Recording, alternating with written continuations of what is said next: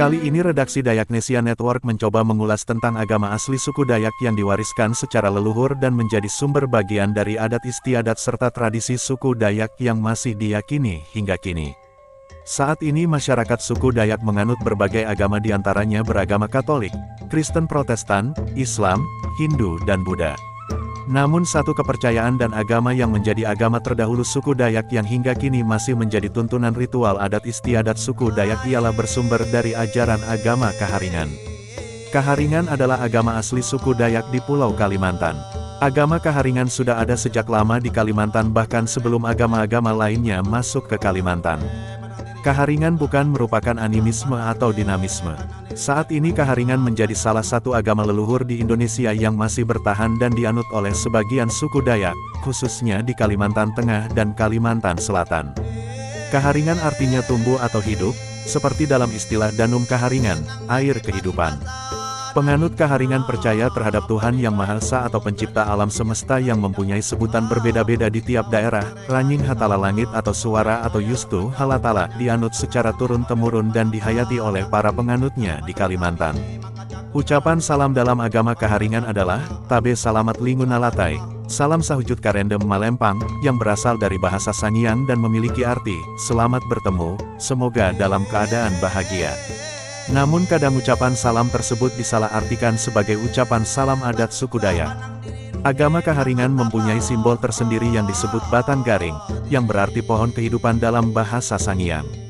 Simbol batang garing ini sudah tidak asing lagi bagi masyarakat Dayak karena sering dijumpai pada banyak bangunan di Kalimantan bahkan menjadi motif pakaian suku Dayak. Akibat pemerintah Indonesia yang mewajibkan penduduk dan warga negara untuk menganut salah satu agama resmi yang diakui oleh pemerintah Republik Indonesia, maka sejak tanggal 20 April tahun 1980 agama Kaharingan akhirnya diturunkan sebagai salah satu cabang dari agama Hindu, sebutannya menjadi Hindu Kaharingan.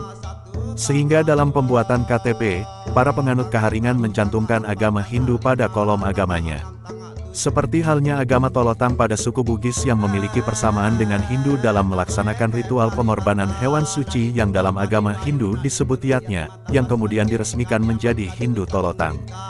Dahulu umat Kaharingan menjadi target para misionaris dalam menyebarkan agama Kristen Protestan dan Katolik secara besar-besaran.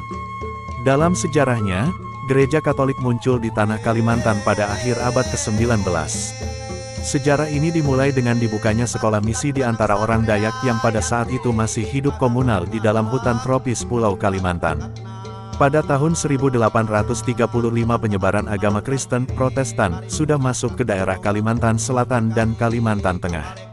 Upaya misionaris tersebut berhasil menjadikan sebagian rumpun suku Dayak sebagai mayoritas beragama Kristen, meskipun tidak secara menyeluruh dengan sebagian masih menganut kepercayaan lokal. Kegiatan pengkabaran Injil masih berlaku sampai saat ini, terlebih di pedalaman Kalimantan. Ada beberapa golongan suku Dayak non-Kaharingan yang masih melakukan sebagian ritual kecil dalam agama Kaharingan sebagai tradisi adat, seperti ritual Nahunan dan ritual Hinting Pali. Dalam prosesnya, mereka akan mengundang pemuka agama Kaharingan yang mereka anggap sebagai pemuka adat Dayak untuk memimpin ritual tersebut. Meskipun begitu, masyarakat suku Dayak yang beragama Samawi tidak bisa melaksanakan ritual-ritual besar dalam agama Kaharingan seperti ritual Tiwah, Wara, Ayahan, Ijame, dan Dalok karena ritual-ritual tersebut merupakan ritual keagamaan Kaharingan. Tidak bisa dipungkiri bahwa hampir seluruh hal yang disebut sebagai adat budaya suku Dayak bersumber dari unsur ajaran agama Kaharingan. Seringkali ritual keagamaan Kaharingan disalahgunakan sebagai simbol tradisi adat kesukuan Dayak, tanpa mengetahui makna dari ritual yang dilakukan oleh para penganut Kaharingan. Gelar Pangkalima adalah gelar tertinggi bagi pemuka agama Kaharingan yang memiliki kekuatan spiritual tinggi, dan gelar Pangkalima ini tidak bisa diberikan kepada sembarang orang, apalagi kepada orang yang bukan penganut agama Kaharingan. Pada masa kini, pemuka agama Kaharingan yang bergelar Pangkalima, jumlahnya lebih sedikit daripada Basir, Balian, dan Pisor. Salah satu Pangkalima umat Kaharingan yang terkenal pada masanya adalah Pangkalima Bayo, yang sudah meninggal dan sudah ditiwahkan, begitupun dengan istrinya. Masyarakat Dayak yang masih memegang teguh agama Kaharingan percaya adanya Tuhan Tunggal yang mempunyai beberapa sebutan berbeda antara satu suku Dayak dan suku Dayak lainnya, namun mayoritas umat Kaharingan menyebut Tuhan dengan sebutan Ranying Hatala Langit. Walaupun penyebutannya berbeda, tetap saja memiliki arti sebagai Tuhan Yang Maha Esa atau pencipta alam semesta. Beberapa penyebutan Tuhan dalam agama Kaharingan diantaranya, Ranying Hatala Langit, sebutan bahasa Sangiang. Suara, sebutan bahasa Dayak Meratus Yustu Halatala, sebutan bahasa Dayak Dusun. Lahtala, sebutan bahasa Dayak Benuak. Moho Taraf Danum Diang, sebutan bahasa Dayak Siang dan bahasa Ote Danum atau Kadori, Talamana Tuah Hukat, sebutan bahasa Dayak Manyan.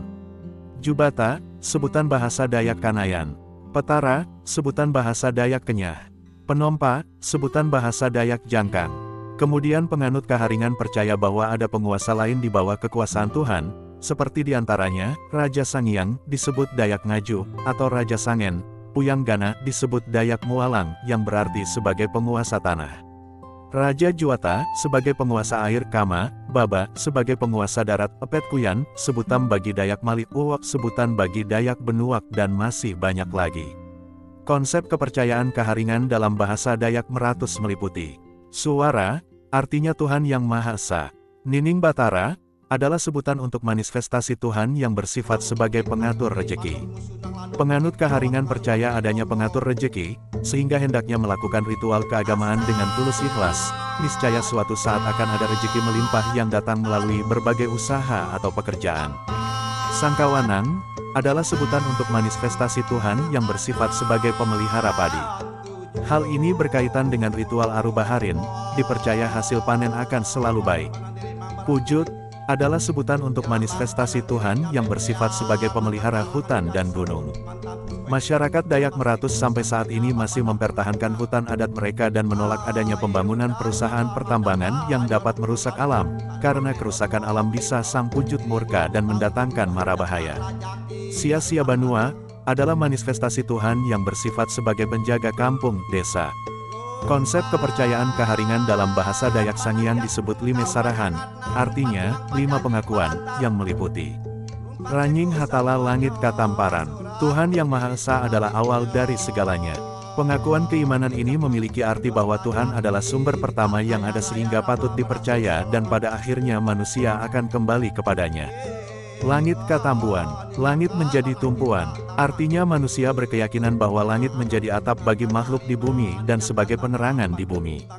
Petak Tapajakan, tanah tempat berpijak. Kalimat ini mempunyai arti bahwa manusia meyakini bumi sebagai tempat untuk melakukan aktivitas, juga tempat di mana manusia mendapatkan balasan atas perbuatan baik maupun buruk yang kita lakukan pada orang lain.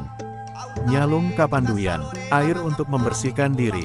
Kalimat ini berarti manusia berterima kasih pada Tuhan yang telah menciptakan air yang bisa digunakan untuk mensucikan tubuh manusia. Manusia dipercaya terlahir dengan keadaan suci, dan kelak jika sudah meninggal akan dimandikan lagi sebagai wujud kepercayaan bahwa manusia akan kembali kepadanya dalam keadaan yang suci juga. Kalata Padadukan, dunia tempat berkedudukan manusia untuk sementara.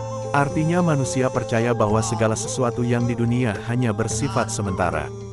Maka dari itu manusia tidak boleh terlalu fokus dengan godaan duniawi, namun juga harus ingat dengan Tuhan yang menciptakan alam dan seisinya.